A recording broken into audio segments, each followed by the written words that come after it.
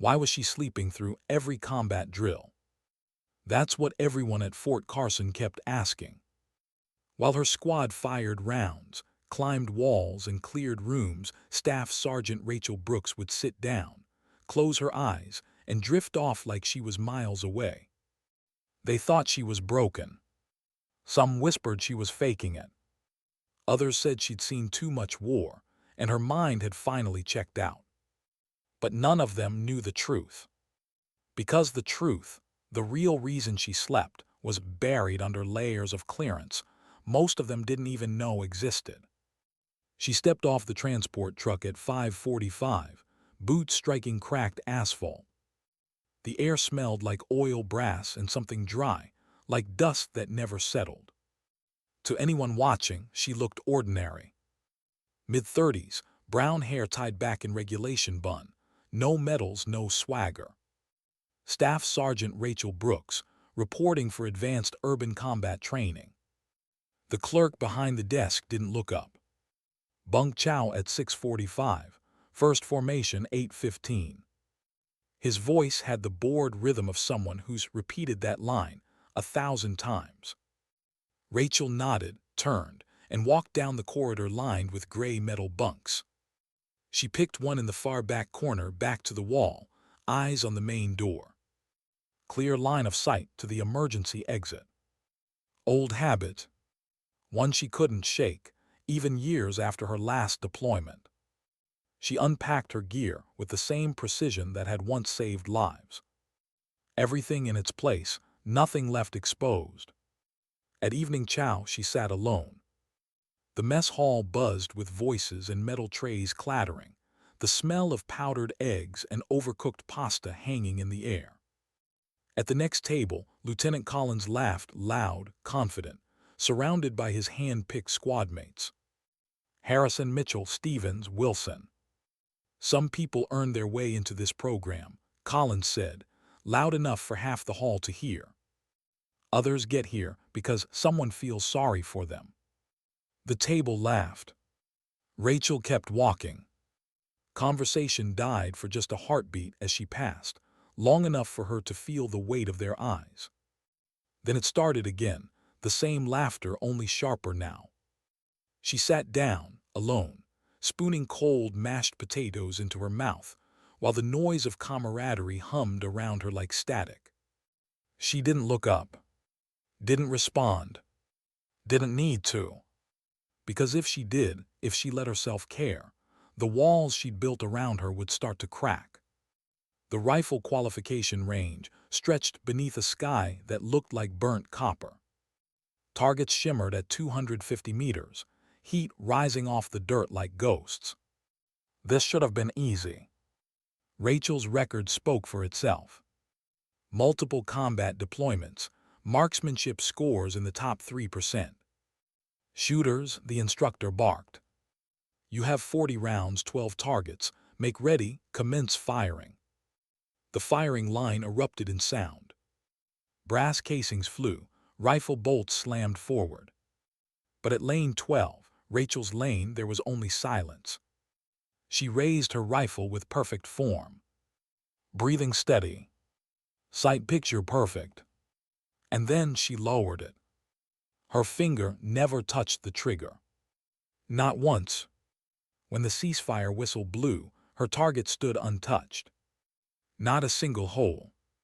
Brooks, the instructor, called out, his voice cutting through the noise. You planning on shooting today or just sightseeing? Rachel's reply was calm. Planning on shooting, Sergeant. She raised her weapon again. Everyone paused. The range went still. And again, perfect posture, perfect focus, she didn't fire. By the end of the drill, the whispers had started. Collins didn't whisper, though. He wanted everyone to hear. Guess her record didn't transfer, he said, smirking. Laughter followed him like a shadow. The obstacle course came next. 18 obstacles, 35 minutes. Fall behind, and you run it again in full battle rattle. When the whistle blew, the squad scattered, climbing, crawling, gasping for air. Rachel jogged at her own pace, quiet, deliberate. She reached the 10-foot wall third in line, stopped, stared at it, then sat down cross-legged in the sand, closed her eyes and breathed. "Brooks, what the hell are you doing?" Harrison shouted. She didn't answer, didn't move. Her hands rested lightly on her knees, her breathing calm, even, like she wasn't in training at all. When her squad came around again, uniforms soaked with sweat and dirt, Rachel stood up, brushed off her pants and fell back into step as if nothing had happened. Collins ripped off his helmet, face flushed. "Outstanding," he sneered. "Hope the enemy waits while you take your naps." By the end of the week, she had a nickname: Sleepwalker. It followed her through the chow line, across the yard, into every whispered conversation. "Hey, Sleepwalker," Stevens joked one morning. "You gonna snooze your way through another drill?" Rachel didn't answer. She just kept walking. But not everyone was laughing. Master Sergeant Davis, the senior instructor, was watching quietly, closely. And what he saw didn't fit the rumors. Rachel's gear, meticulously organized. Her weapon handling, flawless. Her awareness, constant. The way her eyes tracked doorways, reflections, angles, it wasn't random. It was survival. He'd seen soldiers who'd quit. They looked hollow. She didn't. She looked restrained, like a loaded weapon with the safety on. The urban combat simulation was next, the most intense part of the course. 2-story plywood buildings arranged to look like a real neighborhood. Hostage rescue scenario. Unknown hostiles. Civilians mixed in. 18 minutes to complete. "All right, team," Collins said, voice sharp and commanding. "Harrison, you've got the ram. Stevens, you're with me. Mitchell, cover rear. Wilson, you're middle. Brooks," he paused just long enough for the smirk to land, "try to stay awake." The squad moved fast. The door ram hit with a crack. "Move, move, move." They flooded inside, shouting, clearing corners. Rachel entered last. Took one step in. Then another. Then peeled off to the corner of the first room and sat down. Cross-legged. Eyes closed. Silent. The rest of the squad barely noticed until everything went wrong. Role players simulating hostiles opened fire from upper windows. Collins caught a paint round to the chest. Harrison went down seconds later. Chaos erupted. In under a minute, 4 out of 5 squad members were dead. And Rachel sat there breathing. The alarm buzzer wailed. "Game over." Collins stormed toward her, rage in his eyes. "You didn't fire a single round. You just sat there while we got wiped out." Rachel opened her eyes slowly, stood up, and said, calm as ever, "Rear security was maintained." Collins laughed bitterly. "We're all dead, Sergeant. What good is rear security?" Before the argument escalated, Davis stepped in.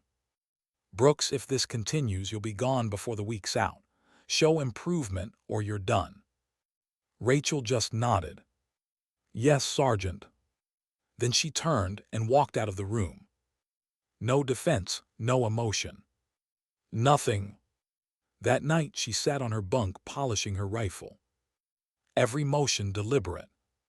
The rest of the barracks echoed with laughter and sleep talk. Her hands moved automatically, muscle memory built from years in places no one here could imagine. Deserts, cities that burned at night.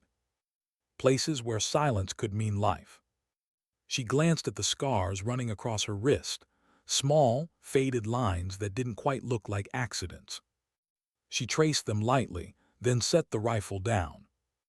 In the corner of her locker, an old patch lay folded.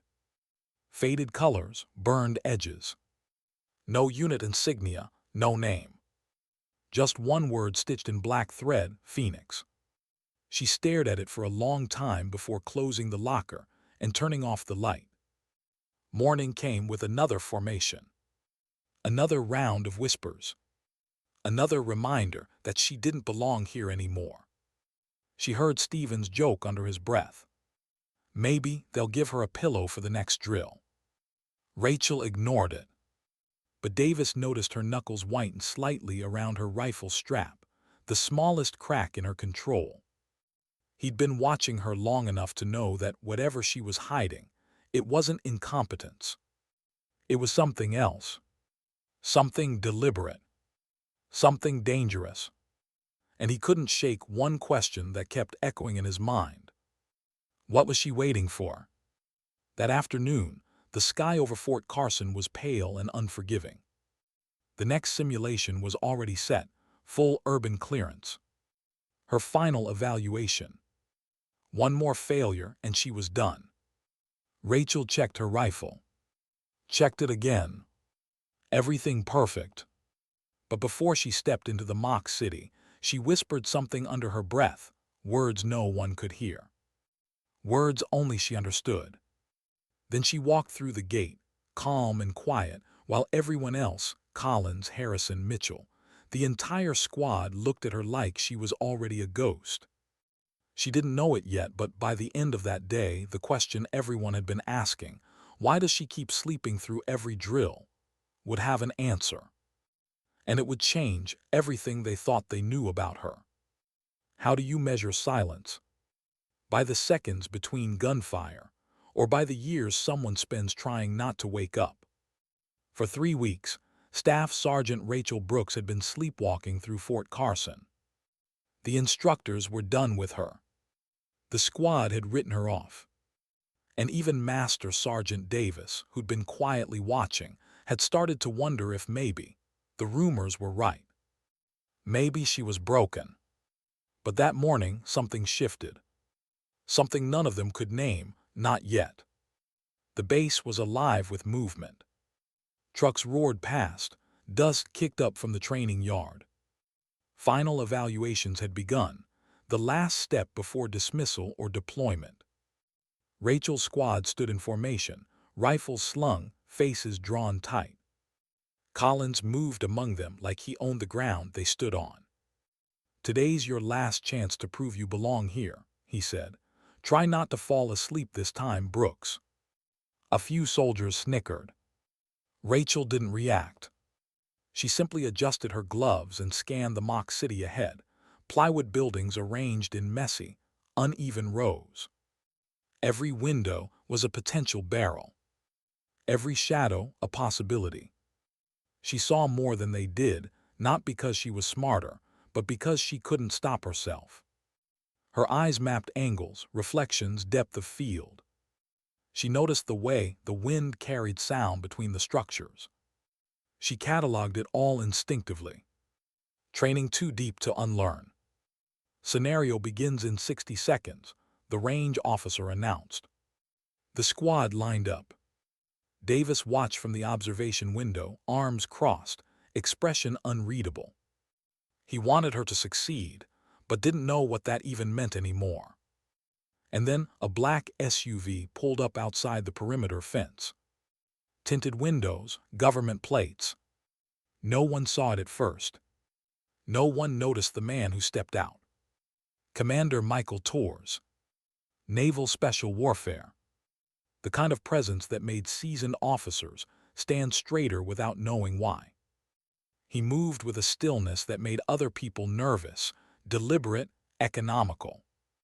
Like he'd spent a lifetime cutting out everything that wasn't necessary. "Sergeant Davis," he said, flashing credentials so classified the air itself seemed to stiffen. "I understand you have a Staff Sergeant Rachel Brooks in this rotation." Davis blinked. "Yes, sir. She's in the middle of a final evaluation right now." "I know." Tor's eyes were on the training yard. "I'd like to observe." Davis hesitated. "With respect, sir, she's been underperforming. The board's already recommended." "I've read the reports," Torres interrupted. "I just want to see her run one more scenario, my way." The whistle blew. "Go, go, go," Collins shouted. The squad surged forward, kicking up dirt. Harrison breached the first door with the ram. Paint rounds exploded in the air. "Hostiles on the second floor," Mitchell yelled. Rachel entered last. Weapon up. Eyes scanning. Then she peeled off into the corner, same as always, sat down, cross-legged, eyes closed. To everyone watching, it looked like surrender. Like she'd given up entirely. Davis sighed. "It's the same pattern," he muttered. 3 weeks of this. But Tor's expression didn't change. He leaned closer to the mic in front of him, voice cutting across the training yard like a blade through fog. "Brooks." The sound of her name, that single word, stopped her cold. Her head tilted slightly, eyes still closed. "Brooks," Torres repeated, tone low, commanding. "Phoenix Protocol, execute." What happened next didn't make sense, not at first. Rachel's eyes opened, and something inside her shifted. She rose in one fluid motion, rifle snapping to her shoulder like an extension of her heartbeat. The air around her changed, subtle but undeniable. Gone was the lethargy, the stillness. What replaced it was focus. Cold, surgical, alive. The transformation was instant, terrifyingly precise. Every movement now had purpose. No hesitation, no drift. Only control. "Contact left," Harrison shouted too late. Rachel was already firing. 2 controlled shots. Center mass. Paint splattered against plywood. Target down. She didn't pause. Didn't look back. Didn't even register Collins's stunned expression. She flowed through the building like she'd designed it herself. Corners cleared before threats could form. Sightlines predicted before anyone saw them. In the observation room, Davis lowered his clipboard. "What the hell am I watching?" he whispered. Torres didn't answer. He was too busy watching the impossible happen, watching something he'd hoped never to see again. Down below, Rachel moved like a ghost in daylight. Her breathing was steady, almost inaudible. Her weapon tracked the room in smooth, efficient arcs, a ballet of violence performed with terrifying grace. Second room cleared. 2 more targets neutralized. Her squad struggled to keep up, disoriented by her sudden shift from useless to unstoppable. Even Collins, paint still dripping from his helmet, could only stare. This wasn't the woman who'd been mocked as sleepwalker. This was something else entirely. Upstairs, the scenario got harder. 3 hostiles flanking positions. Most squads failed here. But Rachel didn't hesitate. She read the geometry of the room at a glance. Her body moved before thought caught up. 1 round left flank. Pivot. 2 more. Drop, transition, fire. 3 down in under 4 seconds. The instructor, monitoring the feed, stopped writing. Everyone did. This wasn't just skill, it was artistry. Like watching instinct and intellect fuse into something mechanical yet human. At the final doorway, Rachel paused just for a heartbeat. The hostage room. The hardest test. 2 role players holding a civilian at gunpoint. No easy shot. She inhaled once. Then moved. 3 shots. Precise. Lethal. Hostage safe. Threats neutralized. A long, clean tone filled the range, the signal for mission accomplished. Silence followed. No one spoke. No one even breathed. Rachel saved her weapon, helped the hostage to their feet, and gave a calm signal. All clear. Then, just as suddenly, the energy drained out of her. Like someone had flipped the switch back off. She exhaled, lowered her weapon, and walked outside. Face blank. Posture perfect. Whatever had awakened inside her was already back under lock and key. "Brooks," Collins shouted, pulling off his helmet. Paint streaked down his face like blood. What the hell was that? Who are you? Rachel looked at him for the first time in 3 weeks. Really looked at him. Eyes steady, voice level. Same person I've always been, she said softly. You just never had clearance to see it. She walked past him, calm, collected, leaving the rest of her squad in silence. In the observation room, Davis finally turned to Tors. Phoenix Protocol, he said slowly. That's a myth, some kind of black program, right? Operatives conditioned for deep infiltration. I've heard rumors, but... Tors nodded once. Need to know. Small teams, deep insertion, high-value targets in places we don't talk about. Brooks was the best part of it. Davis stared through the glass at Rachel, now calmly reassembling her weapon piece by piece. She's been acting like she's sedated. Why? Tors exhaled. Phoenix operatives are conditioned to suppress combat responses during non-mission environments. A safety protocol prevents spontaneous activation, keeps them human. And the activation phrase. Tor's eyes followed Rachel as she checked her rifle's chamber. Simple trigger words tied to conditioning. With it, they become operational. Without it, he gestured vaguely, they sleep. Davis shook his head. So for 3 weeks she wasn't broken, she was contained. Exactly, Tor's voice softened, almost regretful. She wasn't allowed to wake up. Hours later, the training yard was empty. The sun had dipped low, turning everything gold and long-shadowed. Rachel sat on a bench outside the barracks, cleaning her weapon under the dying light. Tors approached quietly. For a long time, neither spoke. Then he said, "You held up better than I expected." Rachel didn't look up. Didn't feel like it. Phoenix conditioning still strong, he replied. Even after medical rotation, you shouldn't blame yourself. She paused, then asked, "You read the report?" He nodded. 22 months, 0 failed missions, you were the best we had. She gave a small, humorless smile. Was? Tors looked at her. You know what happened wasn't your fault. Rachel's jaw tightened. Tell that to the ones who didn't come back. Silence settled again, heavier this time. He could see it in her posture, the guilt, the exhaustion, the quiet refusal to break. Finally, she said, "You're not here for an evaluation, are you?" Tors sighed. "No, I'm here because someone upstairs needed to see if you still respond to the code. They got their answer."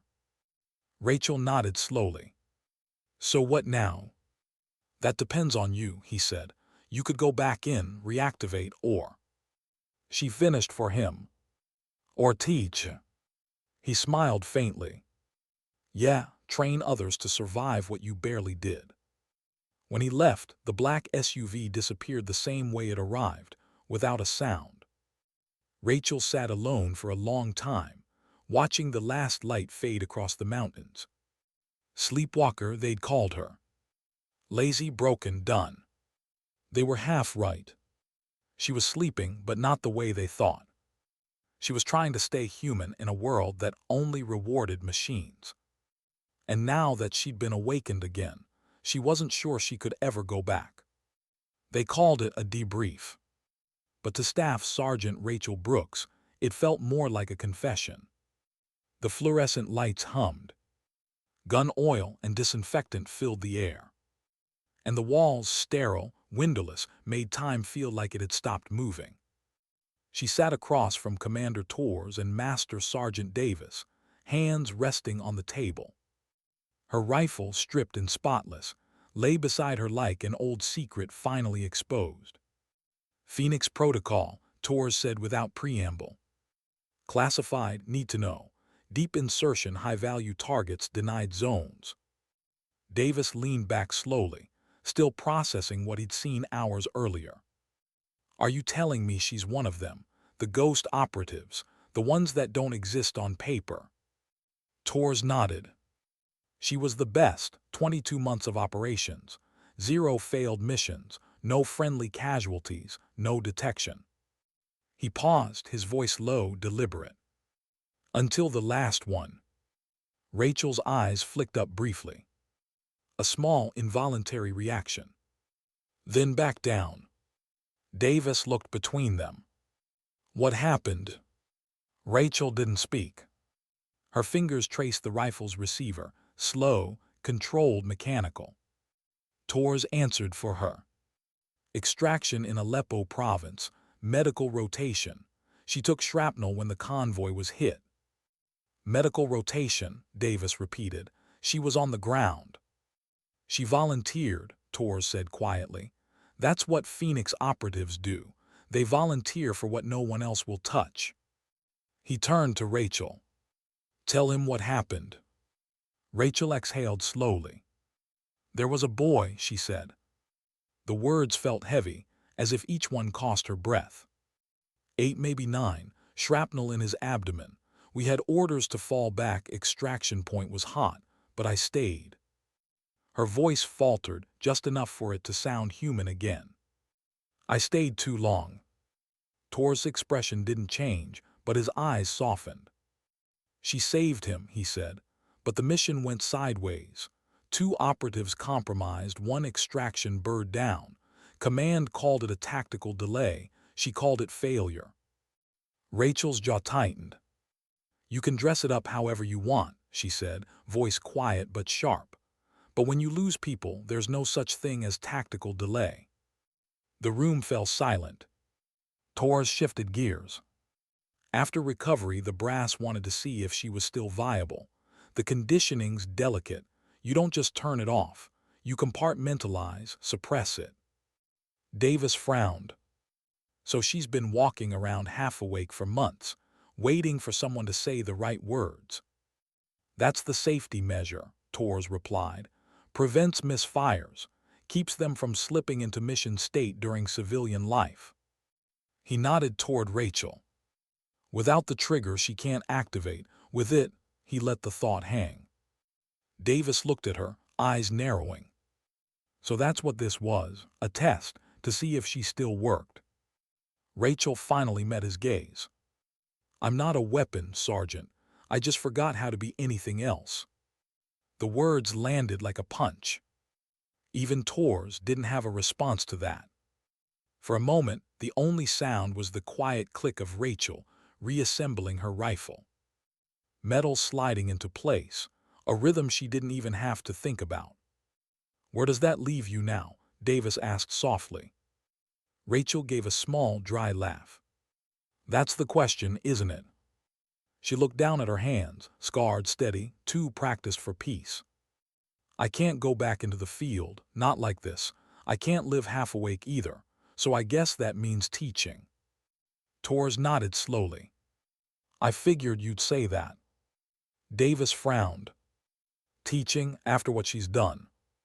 Torres turned toward him. Because people like her have already given enough. That night, the paperwork went through faster than anyone expected. Dismissal recommendation deleted. Transfer orders approved. New assignment pending. No ceremony. No farewell. Just quiet signatures on a digital file marked classified, eyes only. Rachel packed her gear in silence. Each item folded with military precision. Each motion rehearsed enough to be muscle memory. Collins approached her bunk, hesitating just inside the doorway. He looked smaller now. Younger. Brooks, he said awkwardly. I didn't know about all that. Rachel zipped her duffel closed, then turned. You weren't supposed to.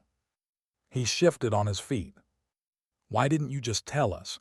Could have saved yourself a lot of grief. Her answer was soft, almost kind. Because I wasn't authorized to. That stopped him cold. He didn't know what to say after that. So he didn't. He just nodded, awkward and humbled, then left. When the barracks finally went dark, Rachel sat awake on the edge of her bunk, staring at the faint light filtering through the blinds. The laughter, the insults, the silence, it all faded now, replaced by something harder to define. Regret. relief, uncertainty. She reached into her duffel and pulled out the old Phoenix patch. Faded stitching, burned edges. The kind of thing no one was supposed to keep. Her thumb brushed over the word Phoenix, a symbol of rebirth. But all she felt was exhaustion. What good was rebirth if every time she rose, she came back as something she didn't want to be? At 200, a knock came at her door. 3 short taps. Deliberate. Not the kind of knock a recruit would use. Rachel opened it to find Tors standing in the hallway, still in his uniform. He held 2 mugs of coffee.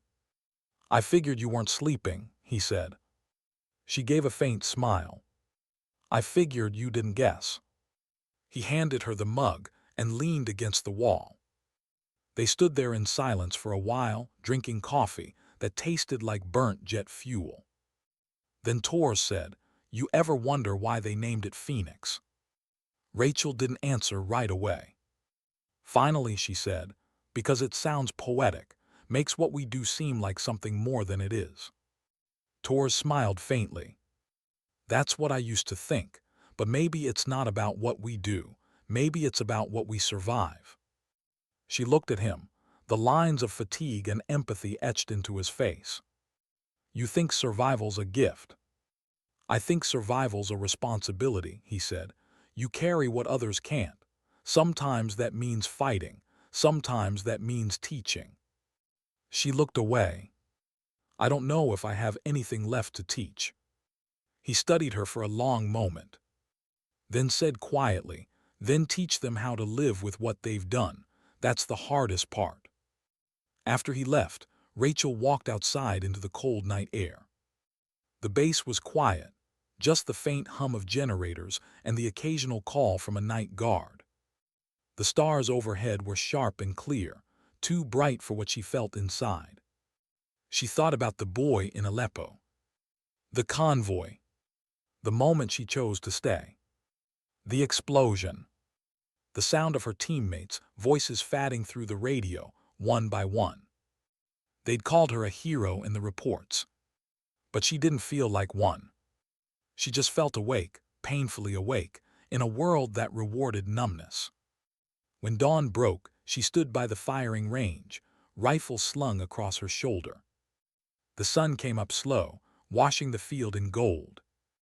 She loaded a magazine, took aim and fired 1 round, clean through the target's heart.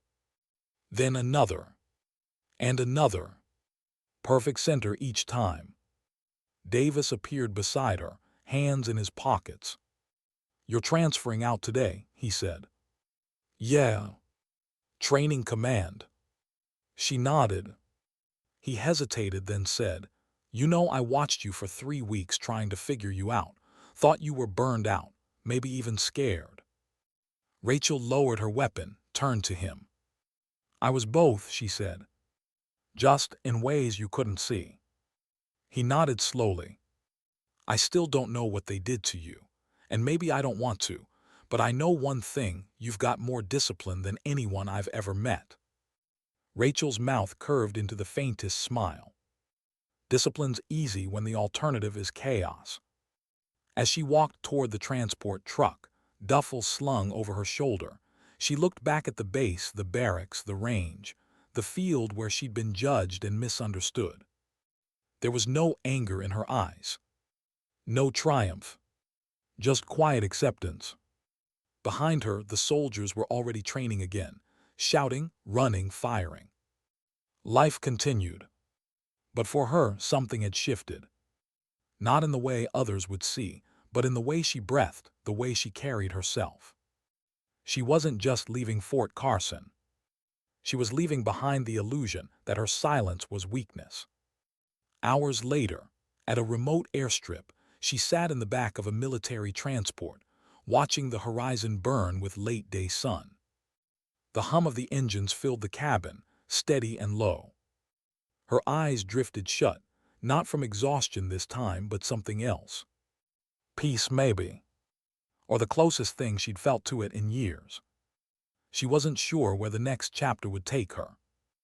only that it wouldn't involve orders whispered through encrypted channels, or codes that woke the sleeping parts of her soul. Maybe she'd teach.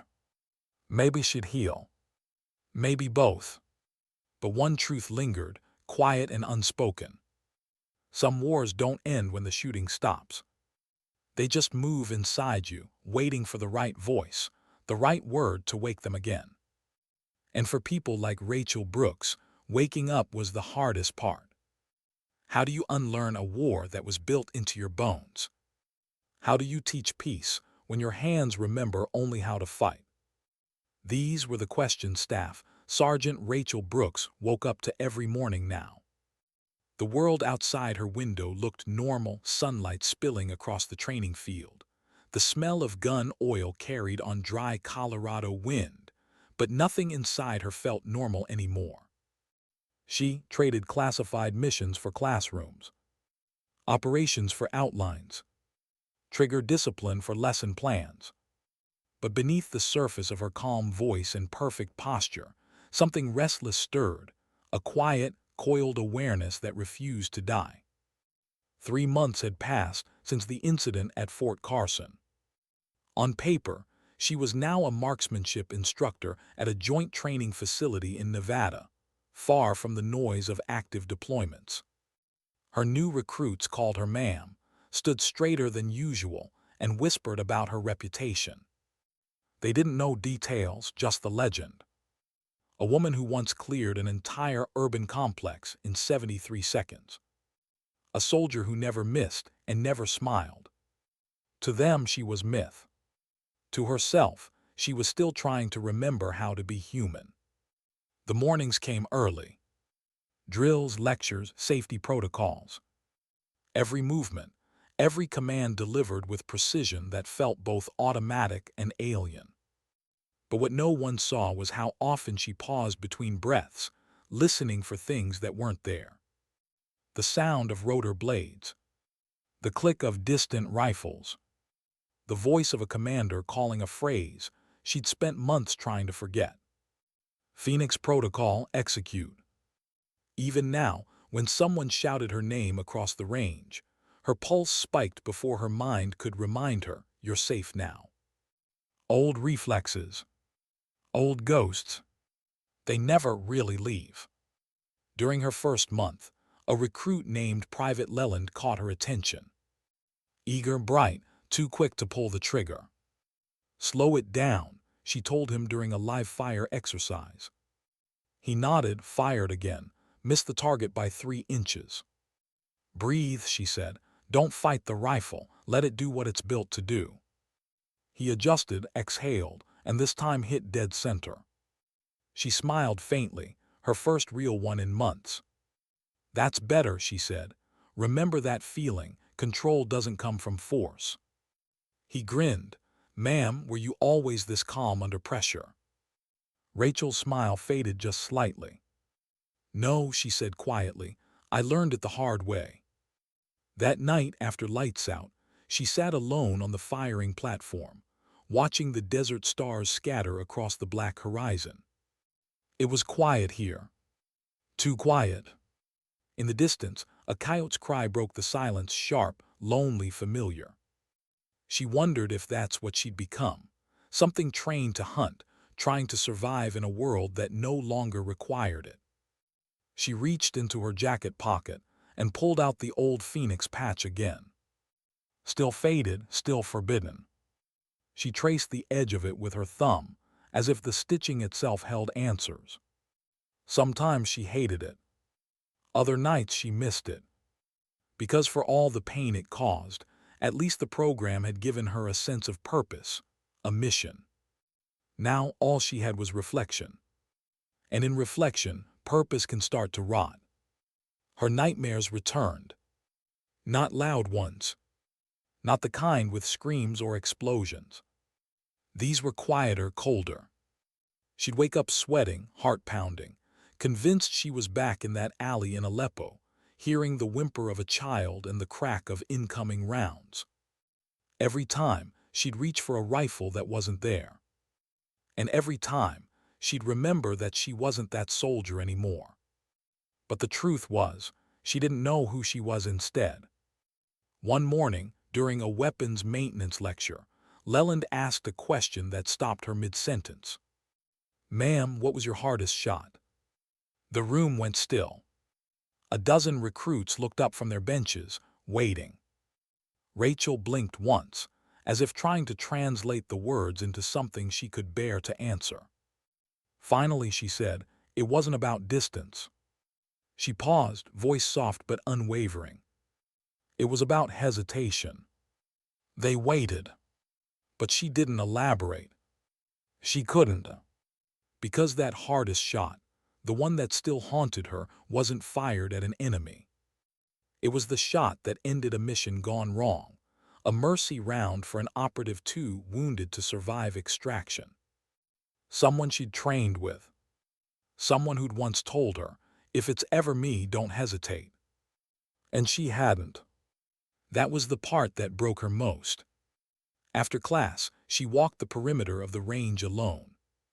Every footstep stirred the desert dust.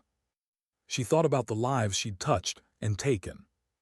The recruits she trained now were the next generation, bright and eager, untouched by the weight of hidden wars. She wanted to protect them from becoming like her. But she also knew some of them already were. Weeks passed. The routine helped a little. Discipline gave shape to the emptiness. But then came the letter. Unmarked, hand-delivered. Inside, a single sheet of paper. No insignia, no greeting. Just a short, typed message. "We need to talk. You're not as retired as they told you." MT. Rachel read it twice, then folded it back into the envelope. Her heart rate barely changed. She just sat there for a long time, staring at the message as if it were a test she already knew the answer to. When she finally looked up, her reflection in the mirror met her gaze, calm, steady, unreadable. "Of course," she whispered, "they never let us go." That night the knock came again, same pattern as before. 3 short taps. She opened the door. Torres stood there. Same uniform, same weary eyes. "Can I come in?" he asked. She stepped aside wordlessly. He walked in, glanced around the small quarters, Spartan, clean, impersonal. "You've kept busy," he said. "Trying to," she replied. He nodded. "Teaching suits you." She studied his expression. "You didn't drive 3 hours to talk about my teaching record." "No," he said quietly, "I didn't." He placed a folder on her table. No markings. No name. Just a single strip of black tape sealing it shut. Rachel looked at it for a long moment before speaking. "You said I had a choice." "You still do," he said, "but the situation changed." "What situation?" Torres hesitated. Then said, "One of ours went dark, a Phoenix operative. She was embedded in a joint op in Jordan, surveillance and intel relay. Last transmission came 72 hours ago. They're calling it communication loss. I don't buy it." Rachel's eyes flicked up. "What's her name?" Torres didn't answer right away. When he did, his voice dropped. "Captain Amelia Rourke." Rachel froze.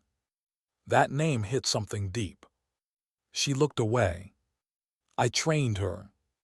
"I know," Torres said softly. "That's why I came to you." She sank into the chair, rubbing her temples. "She's good, smarter than I ever was. You really think she's compromised?" "I think she's in trouble," Torres said. "And the people who could help her don't even know she exists." Rachel closed her eyes. The room felt smaller. "Hotter." "You're asking me to go back in," she said finally. "Unofficially, off the record." He nodded once. "I'm asking you to find her and bring her home." She let the words hang between them. The hum of the ceiling fan filled the silence. When she finally spoke, her voice was steady, but her hands trembled just slightly. "You know what happens when I activate again." Torres met her eyes. "I know." And you're willing to risk that. I'm willing to risk you not going. The silence stretched long and heavy. Finally, she stood, walked to the window, and looked out at the training field.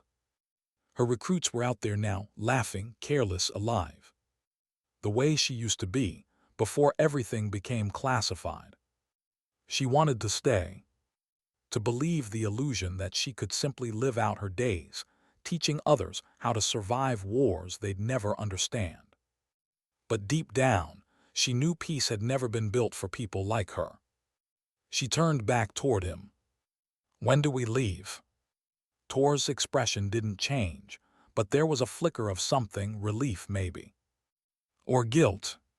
"Wheels up in 4 hours. When the door closed behind him, Rachel looked at the folder again.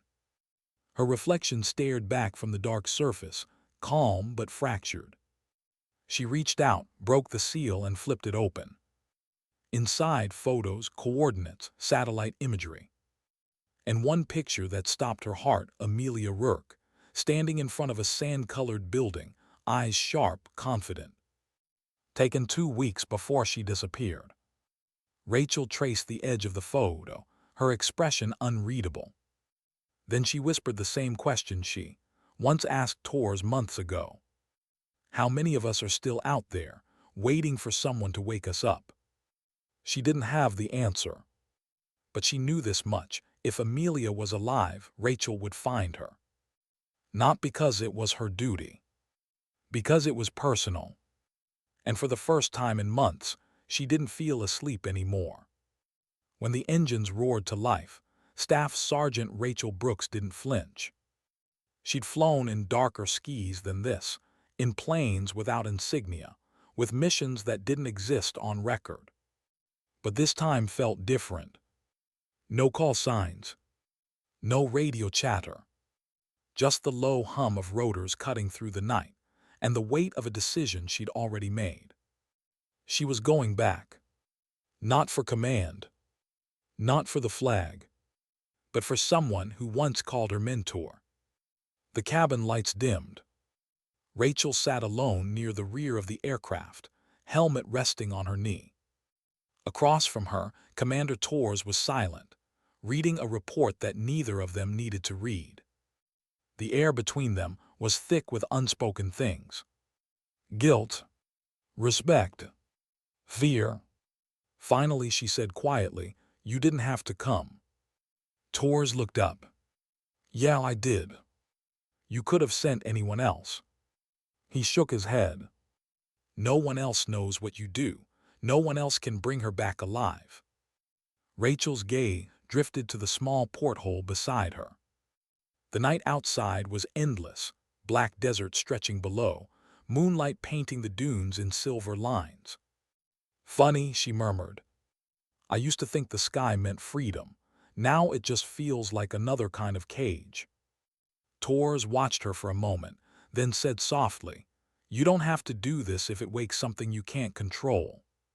She gave a faint, tired smile. "That's the problem, Commander. I'm not sure I ever controlled it to begin with." The flight stretched long and silent. Hours blurred together, punctuated by the occasional turbulence or shift of the aircraft. Rachel closed her eyes, trying to rest. But rest never came. Only fragments. A flash of a child's face. The echo of a voice saying, "Stay with me." The hiss of static before an explosion. Her fingers twitched against her thigh, an old reflex, counting breaths between heartbeats. Inhale 4, exhale 4. Keep the rhythm. Keep the calm. It was the only way to keep the phoenix contained. When she opened her eyes again, Tors was standing by the equipment rack, checking gear. "ETA 20 minutes, he said. "Touchdown outside Mayan District. We'll link with the contact at the safe house." Rachel adjusted her vest, checked her sidearm, then reached for the assault rifle laid across the bench. The weapon felt heavier than she remembered, or maybe her conscience had just gotten lighter. "You ever think we become the things they build us to be?" she asked. Tors glanced up. "Always. Question is, What happens when they stop needing what they built? Rachel gave a small nod. Maybe that's when we find out who we really are. The pilot's voice broke over the intercom. Approaching drop zone. Rachel secured her harness and looked through the open ramp as the desert spread beneath them, a sea of sand, wind-carved and merciless. The horizon burned faint orange, where distant oil fields lit the night. Tors stepped beside her, fastening his chute. Still remember how to fall? Rachel gave him a sidelong look. Falling, the easy part. Then she stepped off. The wind hit her like a wall, dry, powerful, absolute. Her body tucked, rotated, stabilized. The old instincts took over. No hesitation, no thought. Just gravity and breath. When she pulled the chute, the world slowed. She drifted through the silent sky, scanning the landscape below. A small cluster of lights marked the outskirts of Man, a forgotten corner of the Jordanian desert where too many factions and too few allies operated under the same silence. She landed clean, knees bending, rifle ready. Tors touched down seconds later. Together they moved through the dunes until the safe house appeared. A single building crouched against the wind, no lights, no flag. Inside, the air was stale with dust and old coffee. Maps lined one wall, communications gear on another. A single man sat behind a laptop, unshaven, alert. "Commander Tors," he said, standing, "didn't think you'd actually show." "Neither did I," Tors replied. "This is Staff Sergeant Brooks." The man nodded. "Name's Carter, Field Intel. I was Rourke's handler." Rachel stepped closer. "Tell me everything." Carter gestured to the screen. Last transmission came from Sector 9, on the Syrian border. Surveillance op on a new black market network moving encrypted hardware, U.S. tech, possibly stolen from an old Phoenix cache. Rachel's expression hardened. "Phoenix tech doesn't go missing." "It does when the people guarding it vanish," Carter said. Tors folded his arms. "You think Rourke's compromised?" Carter hesitated. "I think she found something she wasn't supposed to." Rachel leaned over the table. The satellite image showed a small compound. 3 buildings, perimeter fence, heavy vehicle tracks leading north. "Who controls the area?" she asked.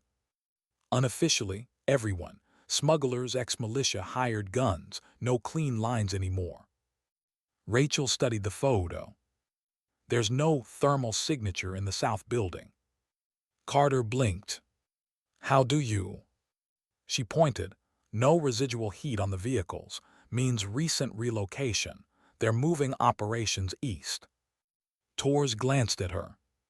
"Still seeing things the rest of us miss." Rachel gave a small, humorless smile. "Old habits die harder than people." The briefing ended just before dawn. Carter handed her a tablet, encrypted data logs from Rourke's last upload. Rachel sat on the steps outside, scrolling through lines of code and coordinates. Her eyes caught on a file labeled simply Mirror. She opened it. The screen filled with scrambled text, then a message appeared. "If you're reading this, it means they found me. Don't trust anyone wearing a uniform. Project Mirror isn't what they told us." Rachel's heart skipped. She turned the screen toward Tors. "You see this?" He frowned. "Mirror. She's warning us. Whatever she was tracking, it's bigger than Phoenix." As the first light of morning hit the horizon, Rachel felt the shift again, the old energy stirring beneath her skin. That sharp, calm awareness she'd spent months suppressing. The Phoenix inside her was waking up. She didn't fight it. Not this time. She just breathed, slow and steady, and let it come. The clarity. The focus. The terrifying peace of being exactly what she was trained to be. Tors stepped outside, watching her. "You okay?" She nodded. "Yeah, just remembering how to be dangerous again." He didn't smile. He knew what that meant and what it cost her. That night they moved. Black fatigue suppressed weapons. The desert swallowed their sound. Rachel led. Torres followed 2 paces behind, his movements deliberate, his breath controlled. Every few meters she'd stop, scan, listen. The wind. The sand shifting. A distant hum of engines, faint but growing. Convoy, she whispered. Torres crouched, friendly. Doubt it. They watched as 3 trucks rolled across the ridge, matte painted, no markings. Armed men in the back. Smugglers, maybe. Or worse. Rachel tracked them through her scope until they disappeared into the valley below. Same direction as Rourke's last ping, she said quietly. Torres nodded. Then that's where we start. Hours later, they reached the outskirts of the compound, the same one from Carter's image. No guards visible. No movement. Too quiet. Rachel raised a fist, signaling halt. They crouched in the shadows of a collapsed wall. She whispered, "Thermal's cold, but something's off. Smells like ozone." Ozone. She nodded. Like an EMP discharge, short range, controlled. Torres frowned. Experimental tech. Phoenix grade, she said. He stared at her. You think Rourke triggered it? I think she was trying to hide something. They breached silently. Inside, the walls were scorched. Equipment burned out. Paper scattered across the floor. Rachel swept her flashlight across a cracked console. Wires melted, circuits fused. Whatever happened here wasn't a firefight. It was a purge. Then she saw it scrawled across the concrete in black marker, half burned but still legible. Mirror is awake command.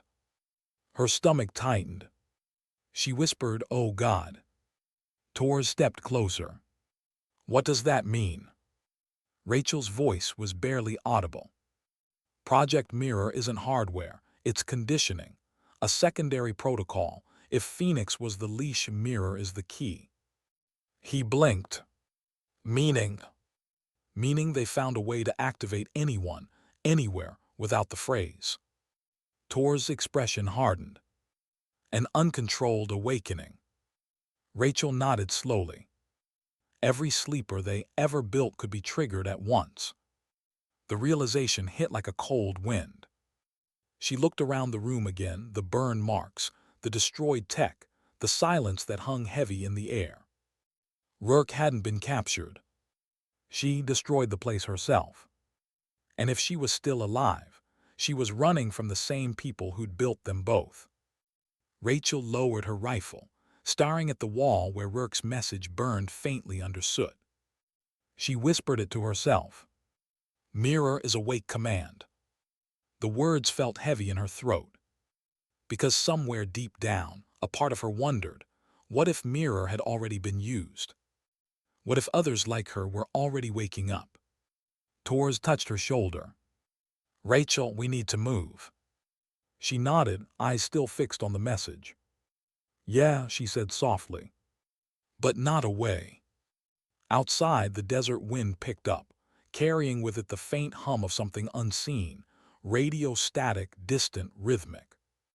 Almost like a heartbeat. Rachel glanced back once more at the compound, then toward the horizon. Her eyes were calm. Focused. Whatever lay ahead, she knew one thing for certain. This wasn't about a rescue anymore. It was about containment. And she wasn't sure which side she was on. When the first transmission went dark, Captain Amelia Rourke didn't panic. Blackouts happened all the time in the desert. Power failures, sandstorms, interference. It was part of the job. But when the second channel failed, and then the backup relay, she knew this wasn't weather. It was a shutdown. Deliberate. Targeted. And it meant someone knew she was watching. 3 weeks earlier, she'd been embedded in a surveillance cell on the outskirts of Man. On paper, It was a standard intelligence assignment. Track black market weapons flow through northern Jordan. Nothing extraordinary. But Amelia had always known when something felt wrong. Too much funding, too little oversight. Orders coming from faceless offices through encrypted channels that didn't match any division she recognized. She asked once casually, over comms, about the project designation printed on her orders. Mirror 4A. The response had been immediate. You don't need to know that, Captain. That was the moment she started digging. The facility she worked from was small, 5 personnel, 2 vehicles, and 1 communications tower that hummed like a living thing in the desert wind. At night, the hum was the only sound left. That's when she started noticing the patterns. Encrypted transmissions that repeated every 6 hours, always at 0300 Zulu, always the same data size. At first, she assumed it was telemetry. Then she decoded the header. It wasn't coordinates. It was neural frequency mapping. Human data. Amelia stared at the screen for a long time, trying to understand what she was looking at. The signals weren't just going out. They were going in. She traced the relay chain. The destination led nowhere, a black hole in the network, bouncing through a dozen ghost nodes before vanishing in a data center that officially didn't exist. But she recognized one of the routing codes. It was from an old Phoenix server. That's when the pieces started to click. And she realized the thing she'd been trained to believe in, the Phoenix program, the myth of controlled warriors, leashed killers, wasn't finished. It had evolved. The night she found the evidence, she couldn't sleep. She sat in the dark, watching the tower lights blink against the horizon. Her reflection in the window looked calm, but her mind was. If the Phoenix program was the leash, Project Mirror was the mirror image, a reflection designed to override it. A remote activation system. A failsafe for when someone went rogue. Or worse, a trigger to wake them all at once. She knew what that meant. And she knew what it would cost her to prove it. The next morning, she encrypted everything, field logs, data samples, internal memos, and stored it under a simple title, Mirror.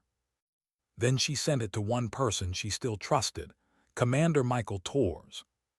She didn't include a message, just 3 words in the file header. They're waking us. 2 hours later, she received a system ping, a trace alert from the base network. Someone was already inside her terminal. By the time she ran the diagnostics, it was too late. The data was gone. Wiped. The files, the encryption keys, even her own access credentials, erased like she'd never existed. That's when she knew she was burned. She packed what little she could carry, a satellite beacon, a field kit, a sidearm, and drove into the desert before anyone could stop her. For 48 hours, she moved through heat and silence, following the static of a dying comlink toward a location she didn't fully understand. Every few miles, she'd check her rearview mirror. And every time, she saw the same thing. Nothing. But she could feel it, the eyes watching her, the hum beneath the air. Someone somewhere, tracking her through frequencies she couldn't detect. On the 3rd night, her vehicle died. Electrical failure, sudden, total. Not a breakdown. An overload. Implevel. She'd seen it once before, years ago, during a classified Phoenix demonstration. When Command had tested how far they could push the human nervous system before it stopped obeying itself. She remembered the phrase used that day. Awake, Command. Back then, it was just a line of code. Now it was alive. The desert was silent as she walked. Miles of sand under a sky so large it felt like judgment. Her body moved on autopilot, drink water, conserve breath, scan horizon. Every instinct drilled into her by training. But something inside her was changing. Small at first, then undeniable. Her heart rate slowed. Her focus sharpened. Every movement became calculated, too calculated. Her mind whispered coordinates she didn't remember memorizing. Her hands moved to reload a weapon she hadn't drawn. And then she heard it, faint, mechanical, woven into the static of the night. A voice. Distorted, electronic.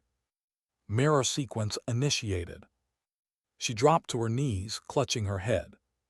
Pain exploded behind her eyes, not like a wound, but like a memory forced open. She gasped, the world spinning.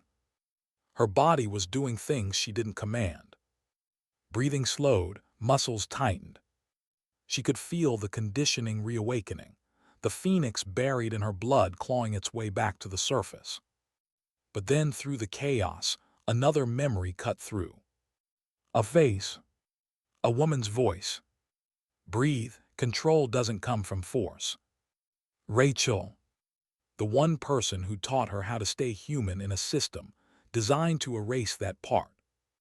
Amelia forced the air into her lungs, anchored herself in the rhythm Rachel had drilled into her years ago. Inhale 4. Exhale 4. Keep the rhythm. Slowly, painfully, the pressure subsided. Her vision cleared. The voice faded. She was still awake. Still herself. Barely. By dawn, she'd found shelter in the ruins of an abandoned radio tower. She scavenged wires, stripped copper, and rigged the last of her gear into a crude jammer, a pulse disruptor, calibrated to block shortwave activation frequencies. If the mirror network was broadcasting, this would buy her time. Not much, but enough. She wrote her last message on the wall, just in case. Mirror is awake command. She hoped Tors would find it. Or Rachel. Someone who'd understand before it was too late. 3 days later, she reached the edge of a small compound, one of the Phoenix storage sites from the early days. She recognized it immediately. Same architecture. Same eerie quiet. Inside, she found what she feared. Racks of decommissioned tech, neural modulators, field injectors, and digital patterning units. But someone had been there before her. Everything was burned.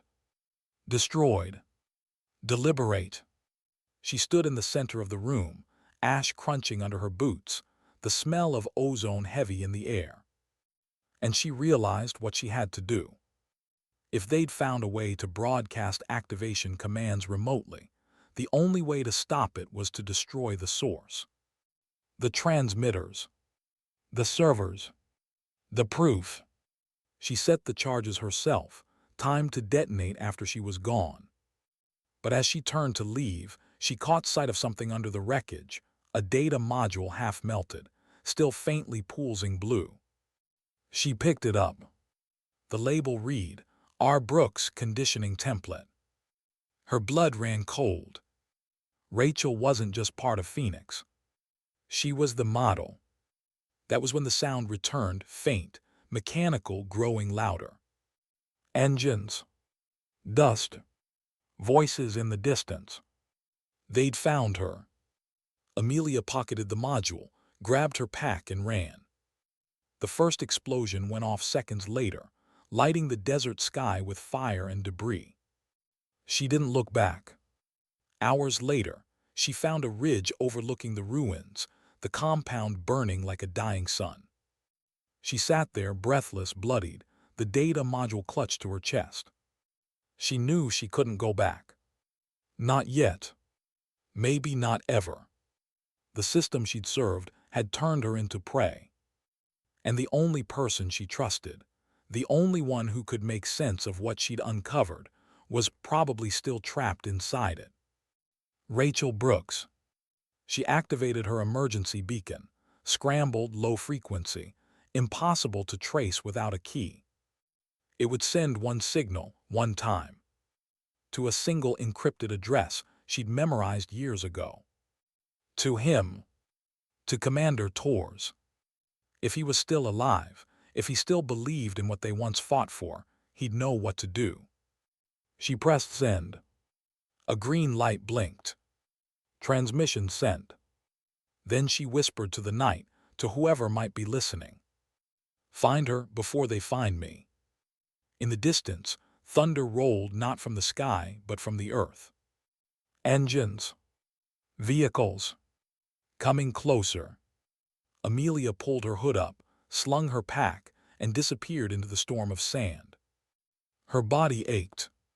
Her mind hummed with static. But she kept walking. Because somewhere out there, she knew Rachel would come. And if Project Mirror had already begun, then Rachel Brooks was the key to ending it, or the weapon that would finish what it started. The beacon's signal was weak. Fading. Like a heartbeat losing rhythm. Staff Sergeant Rachel Brooks stared at the screen in the back of the Jeep, the green pulse blinking slower each minute. She hadn't said a word in hours. Neither had Commander Torres. The road behind them was gone, swallowed by sand. The desert ahead shimmered under a dying sun. Torres adjusted the receiver. Last ping puts her 2 clicks north of the Mayan Ridge. If the signal drops again, we're blind. Rachel nodded, eyes fixed on the horizon. She's moving. Or being moved. Rachel didn't answer. The idea had already crossed her mind, and she didn't like where it led. They reached the ridge by nightfall.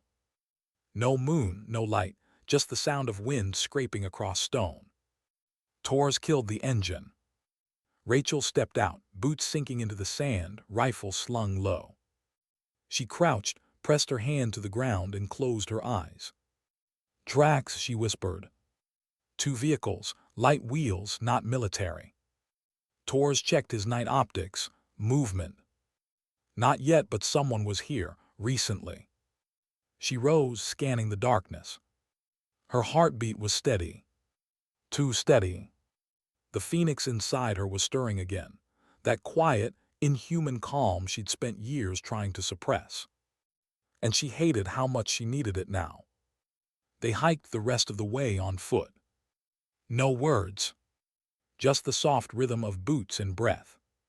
Halfway through the valley, the wind shifted, carrying with it the faint smell of burnt plastic and cordite. Rachel stopped. You smell that? Torres nodded. Emp residue. They followed the trail to the remains of a compound, twisted metal, ash, and the faint crackle of dying embers. Rachel recognized it instantly. Phoenix construction, reinforced corners, subterranean layout. She found it, Rachel said quietly. Or what's left of it. Inside, the air was thick with smoke and static. Rachel's flashlight cut through the haze, revealing blackened walls and shattered equipment. On one wall she saw it, words scrawled in black marker, half-burned but unmistakable. Mirror is awake command. Torres exhaled. She left you a message. Rachel stepped closer, fingers tracing the edge of the lettering. She knew we'd come. Her voice dropped. She also knew she was running out of time. Torres swept the room with his light. We need to find that beacon before whoever did this comes back. Rachel nodded, but her eyes lingered on the wall. Because behind the message, faintly burned into the concrete, was something else. A handprint. Small. Female. Pressed into soot. It was Amelia's. The signal grew stronger as they descended into the sublevel. The lower corridor was half collapsed, walls warped from the explosion. Rachel led the way, rifle up, flashlight cutting narrow beams through the dark. Movement ahead, she whispered. Torres froze. Hostile. Not sure. They rounded a corner and stopped. There, sitting on the floor against the wall, was Amelia Rourke. Alive. Barely. Her uniform was torn, one sleeve burned away. Her eyes fluttered open at the light. For a moment she didn't move. Then she whispered, "You came." Rachel lowered her rifle, crossing the room in 3 quick steps. "Don't move, you're hurt." Amelia smiled weakly. "Didn't think you'd find me this fast." Tors knelt beside her, checking vitals. "She's dehydrated, probably hasn't eaten in days." Rachel handed her a canteen. Amelia took it, sipping slowly, eyes locked on Rachel the entire time. "I saw your file," Rachel said softly. "You shouldn't have been here alone." "I wasn't," Amelia replied. "Not at first." Rachel frowned. "What happened to the rest?" Amelia looked away. "They woke up." The words hung there, heavy, quiet, final. Tors straightened. "What do you mean they woke up?" Amelia closed her eyes, gathering what little strength she had left. "The Mirror broadcast went live 3 nights ago. Pulse transmission through the old Phoenix network. Global frequency. Every sleeper exposed to it." She paused, her voice breaking. "They activated." Rachel's stomach dropped. "All of them?" Amelia nodded weakly. "They don't even know they're awake. They just follow whatever echo they've been coded to obey. Phoenix was a weapon. Mirror turned it into a plague." Tors swore under his breath. "How far did the signal reach?" "Everywhere," Amelia whispered. "Anyone ever tagged during conditioning? Soldiers, operatives, even those discharged years ago. They're all part of the chain now." Rachel stared at her, trying to process the scale. "How do we stop it?" Amelia's gaze found hers. "You can't stop what's already awake." For a long moment, the only sound was the low crackle of fire somewhere deeper in the ruins. Tors broke the silence first. "We'll get you out. You can explain the data to Command, we'll." Amelia laughed weakly. "Command? You think Command isn't part of it?" Tors' expression darkened. "What are you saying?" Amelia reached into her vest and pulled out a melted data module, the one she'd taken before the explosion.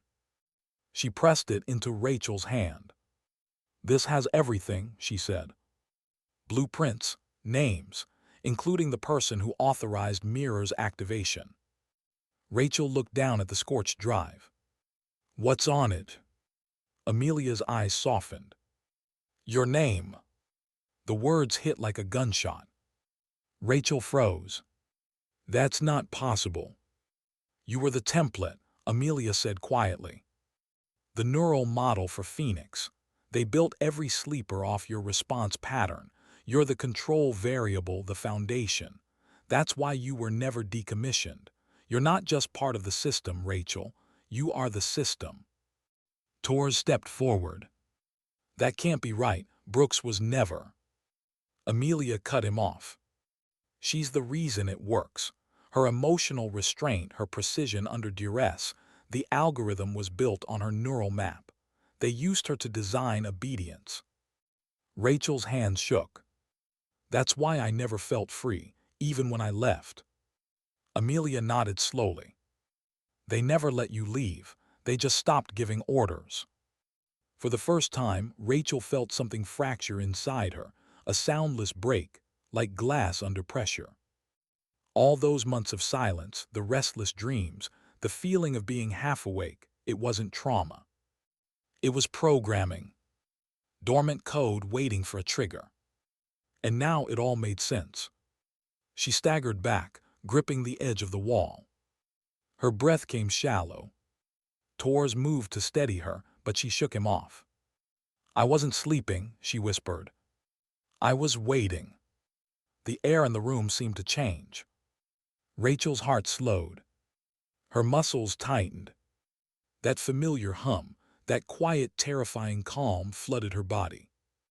Tors saw it immediately. "Rachel, listen to me. Don't let it in." She closed her eyes. "I don't think I have a choice." "Rachel." Amelia forced herself upright, grabbing Rachel's arm. "Fight it," she said. "They used your control as their leash. You can use it to break it." Rachel's eyes snapped open, dark, distant, dangerous. Her voice was barely human. Mirror protocol initialized. Torres reached for his radio. Static. No signal. The air vibrated, faint but steady. It was happening. The mirror sequence, an involuntary cascade. And Rachel was the epicenter. She dropped to her knees, gasping as invisible pressure pressed behind her eyes. Amelia shouted over the noise. Rachel, focus on me. I can't. Yes, you can. You're not their weapon anymore. Torres grabbed his field jammer, flicked it on. The pulse filled the room with a high-pitched whine. Rachel screamed, a raw, guttural sound, then went still. The light on the jammer flickered, then died. Silence. Torres turned it off slowly. Rachel. Her breathing steadied. Eyes open. Focused. She looked at Amelia, then at the melted data drive in her hand. Destroy it, she said.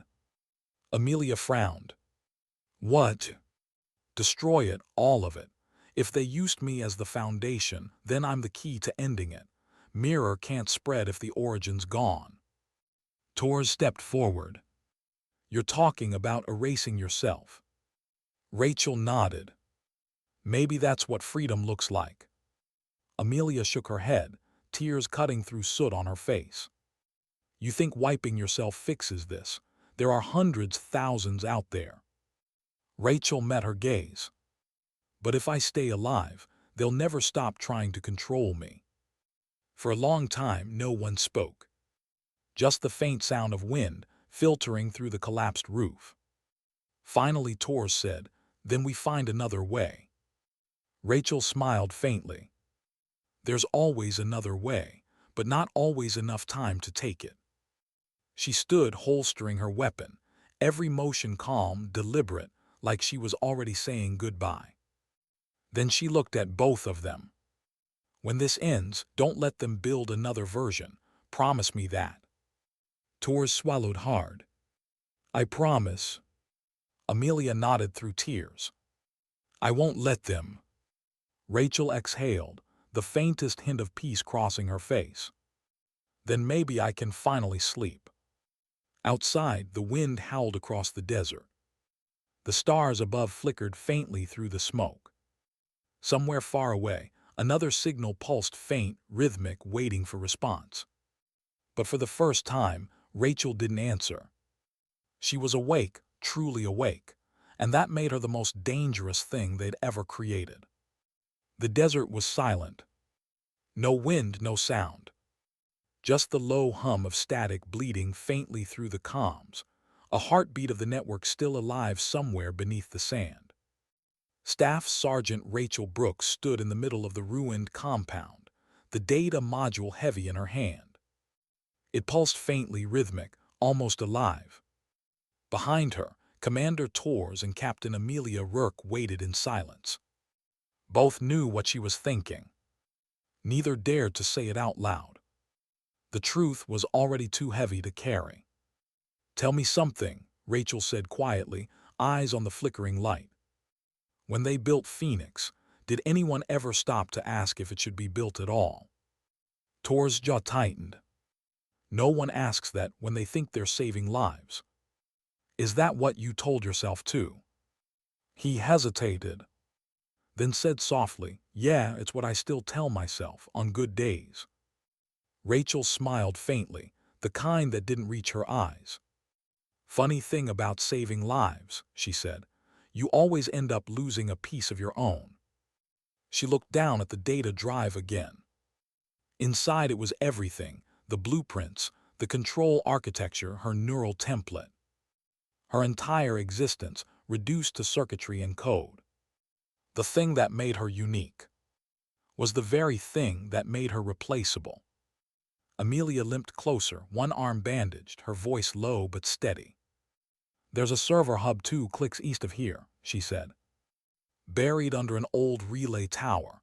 That's where the mirror transmissions originate. You take that out, you break the chain. Torres frowned, and how do you know that? Amelia's eyes flickered. Because I built it. Rachel turned sharply. You what? I didn't know what it was, Amelia said quickly. They told me it was an adaptive comms network for embedded field ops, global uplink redundancy. I only learned what it really did after deployment. Rachel exhaled slowly. So you helped create the virus, and now you want me to delete the host. Amelia nodded. I owe you that much. Rachel looked at her, the younger woman she'd once trained, who had grown into something between mirror and reflection. In her, Rachel saw herself years ago, brilliant, obedient, unaware of what obedience costs. They moved before dawn. 3 figures crossing the desert under a fatting moon. No vehicles, no chatter, only the soft rhythm of boots and breath. By the time the sun broke the horizon, they reached the ridge overlooking a buried facility, the Mirror Hub. Half-exposed cables snaked through the sand like veins. Antennas jutted from the dunes, their red lights blinking like distant warnings. Rachel knelt, scanning the structure through her scope. Minimal guard rotation, automated perimeter defense, no thermal signatures inside. Tors crouched beside her. EMP wiped out their systems when Amelia blew the compound. They're running dark until someone reboots it. Rachel checked her weapon, then looked at Amelia. You can still get us inside. Amelia nodded. Through the south maintenance shaft, but once you upload that drive, the failsafe will trigger. The system will fight back. Rachel smiled faintly. Wouldn't be the first time. The descent was slow. Dust cascaded down the shaft walls as they climbed, each step echoing faintly in the hollow metal. At the bottom, the air was colder, humming with residual power. The main chamber opened before them like the inside of a machine. Server racks glowed dim blue. Cables hung like roots from the ceiling. The heart of the network. Amelia stepped forward, connected her handheld to the terminal, and began decrypting. Lines of code streamed across the display, red, rapid, alive. Encryption's adaptive, she muttered. It's fighting me. Rachel placed the data module beside her. Then we give it something it doesn't expect. Amelia hesitated. You mean your neural key? Rachel nodded. My signature overrides Phoenix protocols. If Mirror runs on Phoenix's backbone, it should respond to me, for better or worse. Tors frowned. And if it does? Rachel's eyes met his. Then it finishes what it started. Minutes passed. Amelia worked fast, her fingers blurring across the interface. Tors stood guard, scanning the corridor beyond. Rachel watched the data stream light the walls. Each flicker felt like a memory, mission reports, biometric imprints, ghost data of people she'd once known. She saw names she recognized. Faces. Each one tagged active. There were hundreds. Thousands. All of them just like her. All of them waiting for the next command. She whispered, they turned us into code. Amelia didn't look up. They turned you into obedience. Rachel's voice hardened. Then let's rewrite the lesson. The upload began. The drive hummed, fusing with the console. Data flooded the network, rewriting patterns, looping back through the root architecture. Rachel's hand hovered over the interface. A sharp jolt shot through her wrist, electricity or memory or both. Her vision blurred. For a split second, she saw flashes of every mission, every order, every moment of control she'd mistaken for choice. Voices echoed in her head. Brooks, Phoenix Protocol, execute. You weren't supposed to know. You're the foundation. Her breathing quickened. Tors called her name. She barely heard him. The network was waking again, feeding on her signal, pulling her back into its current. Rachel, Amelia shouted. Stop the upload. Rachel shook her head. No, if I stop it wins. If I finish, I end it. Tors stepped forward, voice breaking. You'll burn with it. Rachel looked at him steady, calm, certain. Then let me. Her hand pressed against the console. The pulse surged, light spilling through the room, flooding the walls with blue. Every server flared, every terminal screamed. The mirror network screamed back digital resistance, a living system trying to survive. Rachel's pulse synced with the signal. Her eyes flickered, her voice breaking into static as she whispered. Authorization override, Phoenix root pattern null sequence. The system fought back, lashing through her neural imprint. Her knees buckled, pain radiating through every nerve. Tors tried to pull her away, but she locked her hand tighter on the terminal. Don't, she gasped. It needs a source to erase the code. I have to stay connected. Amelia cried out, You can't do this alone.